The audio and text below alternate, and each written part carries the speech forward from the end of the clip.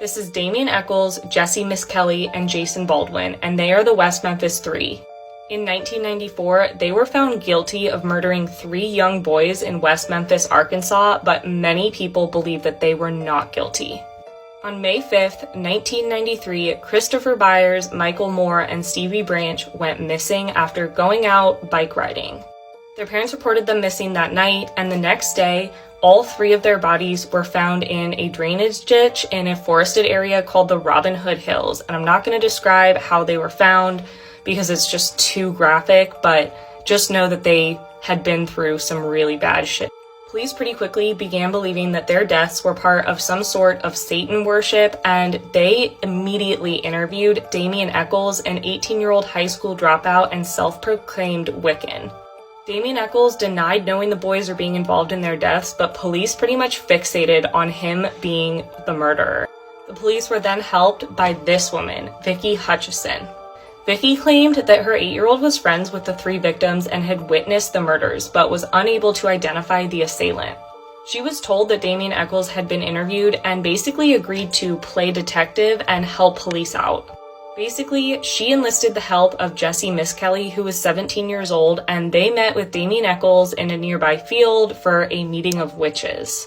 She later shared with police what had happened at that meeting, and they took that and ran with it. Police then basically took advantage of Jesse Misskelley, who reportedly had an IQ of 72. Jesse denied any involvement in the crime initially, but police kept pushing him and basically putting words in his mouth. You can listen to his entire interview and you can hear the investigator basically telling him what to say. He eventually confessed, claiming that he helped to detain the 3 boys while Damien Echols and Jason Baldwin killed them. Despite there being no physical evidence, these 3, who were teenagers at the time, were arrested and charged with the 3 boys' murders. Jesse Misskelley was tried separately, and the prosecution basically focused on his confession. On February 4th, 1994, Jesse Misskelley was found guilty of first and second-degree murder and was sentenced to life in prison without the possibility of parole. Damien Echols' trial basically was focused on circumstantial evidence, including his interest in the occult. The prosecution even introduced incriminating evidence that he listened to Metallica and read Stephen King. So Damien Echols and Jason Baldwin's trials were pretty much based on circumstantial evidence. A fellow inmate testified saying that Jason Baldwin had confessed to him about the murders. The defense sought to introduce other suspects, including a man who, shortly after the murders, left for California and had apparently said he might have committed the murders. He recanted, though, and the judge refused to let him testify in front of the jury. On March 18, 1994, Damien Echols and Jason Baldwin were found guilty of first-degree murder. Damien Echols was sentenced to the death penalty, and Jason Baldwin was sentenced to life in prison. This brought a lot of attention nationwide, as a lot of people did not believe that these 3 were guilty, and that was fueled even more when a 1996 HBO documentary called Paradise Lost came out.